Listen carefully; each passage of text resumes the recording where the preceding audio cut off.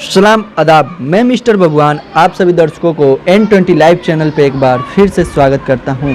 आज हम निकल चुके थे विकास की खोज करते करते सिवान जिला से बहुत दूर तिलकतु पंचायत में, जहां के वर्तमान मुखिया हमारे राजेश ठाकुर जी हैं, जिनसे हमारी मुलाकात हो गई।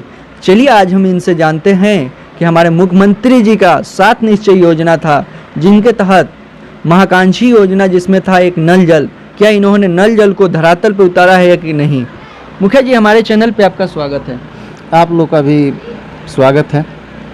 हम आपसे जानने की कोशिश करेंगे कि हमारे मुख्यमंत्री जी का जो 7 निश्चय योजना था, क्या आपने धरातल पर उतारा है? हमने उसको धरातल पर उतारा है। थोड़ा बहुत ऐसे था कि ठेकेदार पैसा लेकर चला गया, धोखा किया। वही योजना 3 फंसा था, उसको भी हमने धरातल पर उतार दिया है। थोड़ा बहुत उसमें बाकी है, 2-4 दिन में वो भी काम हो जाएगा। 3 वार्ड का वही मामला था, 2 वार्ड में पानी अभी चल रहा है जो फंसा था। बाकी सब हमारा काम पूर्ण हो चुका है। 1 वार्ड है जो लास्ट है, 2-3 दिन में वो भी काम पूर्ण हो जाएगा। इसलिए हम कहते हैं कि वो महत्वाकांक्षी योजना को हमने 100% पूर्ण किया है। आखिर मुखिया जी, भादों की बेंग की तरह जो कहा जाता है कि भादों के बेंग में, भादों का जब बारिश होता है तो बेंग लोग निकल जाते हैं, वैसा ही हमने देखा है कि आपके पंचायत में बहुत सारे प्रत्याशी निकल चुके हैं। क्या ऐसा तो बात नहीं है कि ये सिर्फ भादों का बारिश ही होता है तो बेंग निकलते हैं? वैसा ही तो बात नहीं है ना कि चुनाव आ रहा है तो निकल जाएंगे। हाँ, बात तो वैसा ही है। इन लोगों की जो मानसिकता है समाज सेवा की नहीं है। ये लोग इसको बिजनेस समझकर होते हैं कि हम मुखिया होंगे तो उसमें लूटपाट करेंगे।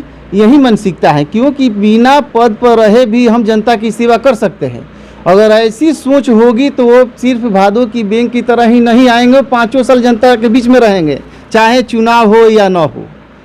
मानसिकता तो उन लोगों की यही है कि हम जनता की सेवा नहीं करेंगे, आए हैं जीत कर और हमने लूटपाट करेंगे। यही मानसिकता होती है। ये बात इसलिए हम कह रहे हैं कि अगर उन लोगों की जनता का सेवा अगर करना ही होता तो सिर्फ चुनाव के समय ही जनता के बीच में नहीं रहते, 5 साल जनता के दुख और सुख में वो रहते और उनकी सेवा करते, तब इलेक्शन लड़ते तो कहा जाता कि जनता के प्रति ये लोग सेवक हैं और सेवा करने के भाव से आ रहे हैं। हमारा सोच के अनुसार हम आपसे जानने की कोशिश करेंगे कि आखिर आपका कौन सा मुद्दा होगा कि तिलकतु पंचायत राज की जनता जो आपको वोट करेगी।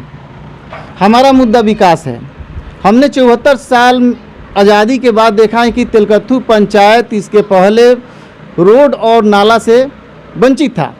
हमने उस काम को पूर्ण किया है और जहां पूरे पंचायत में हमने चुनाव लड़ने के पहले बोले थे जनता से कि कहीं भी कोई गली और नली का काम बाकी नहीं रहेगा। उस समय 7 निश्चय योजना नहीं था, तभी हम उन लोगों से वादा किए थे। और हमारे पंचायत में एक भी सरकारी सड़क ऐसा नहीं है कि जिसका हमने पक्की नहीं कराया है। और जहाँ पर नाली का घर घर के पानी गिरता था, लोगों को आने जाने में काफ़ी दिक्कत था, हमने नाली का निर्माण कराया। वो चारों तरफ जहाँ भी हमने आवश्यकता थी हमने करा दिया है। अगर कहीं बचा है तो निजी ज़मीन के विवाद के चलते बचा है। और हमारे पंचायत में अगर कोई सड़क भी अगर कहीं कच्ची दिखाई दे रहा है तो निजी ज़मीन है, उस पर विवाद है। मैंने लाख प्रयास के बाद भी अभी नहीं बात बन पा रही है, इसलिए है। अगर हम अगले बार जनता हमको चांस देगी तो हम विकास ही मेरा मुद्दा होगा। और विकास में मेरा जो बचे हुए काम है, जो रोड तो बहुत है नहीं, रोड होगा, जहाँ नाला की ज़रूरत है नाला होगा। और शिक्षा को हमने केरल की तरह बनाएंगे। हमने आज भी शिक्षकों के पास हम जाते हैं, उन लोगों से बात करते हैं कि आप लोग की दायित्व है कि हमारा देश का भविष्य बच्चे में ही होता है।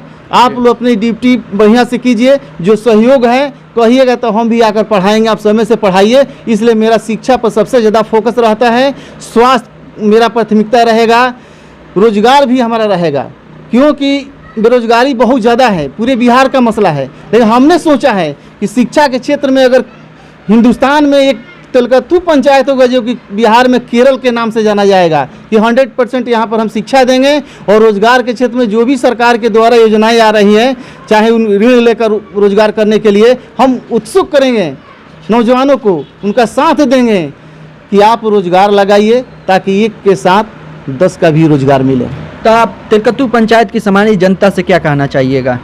हम सामान्य जनता से हम कहेंगे कि मौका दीजिए कि जो विकास का काम चल रहा है उसको और आगे बढ़ाया जाए और तिलकथू पंचायत को हम आदर्श पंचायत जिले में घोषित कराएं और यहाँ का विकास जो है, विकास दर कैसे हम लोग को आगे बढ़े शिक्षा में, स्वास्थ्य में, रोजगार में। और एक बात और भी हम कहना चाहते हैं कि इसके पहले जो भी हमारे यहाँ व्यवस्था है जो पूरे बिहार में, वो खास और दलाल लोगों की है।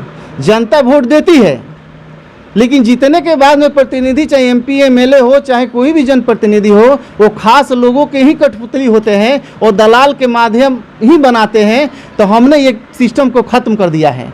हमने कोई भी दलाल को नहीं सटने देते हैं, कोई खास और आम में अंतर नहीं समझते हैं। अगर जनता ने वोट दिया है तो जनता ही आकर अपनी समस्या कहेगी, उसका निदान जो होना होगा हम करेंगे। बीच को कड़ी दलालों को हमने ख़त्म कर दिया है। इसलिए पंचायत चुनाव है, सारे दलाल एक हुए हैं, तरह तरह के रिमर फैला रहे हैं, लेकिन जनता जागरूक है। जनता का यही इच्छा है कि दलाली वाला काम ख़त्म कर दिए, हम लोगों के लूटपाट से बच रहे हैं और काफ़ी हम विकास किए हैं। जनता बोल रही कि इस बार भी आप ही को दिया जाएगा ताकि हमारा पंचायत जो है इससे भी आगे बढ़े। हम उनसे अपील करते हैं कि आप मौका दीजिए, हम आपके विश्वास पर खड़े उतरेंगे और जितना काम बढ़ाएं इसके दुगुना काम करके दिखाएंगे। अपने सिवान जिले में पंचायत को 1 नंबर बनाएंगे, बिहार में 1 नंबर बनाएंगे। चलिए, हमारे साथ जो मौजूद थे तिलकथू पंचायत के वर्तमान मुखिया राजेश ठाकुर जी, जिनका कहना है कि 1 साल नहीं, 5 साल नहीं, 10 साल आगे ले जाएंगे, ये विकास का मुद्दा लेके आएंगे और विकास की गाड़ी को तेज रफ्तार में चलाएंगे और जिला में नहीं बिहार में नाम ये आगे बढ़ाएंगे। ऐसे ही खबरों को देखने के लिए आप बने रहें N20 लाइव पे मिस्टर बबुआन के साथ। धन्यवाद।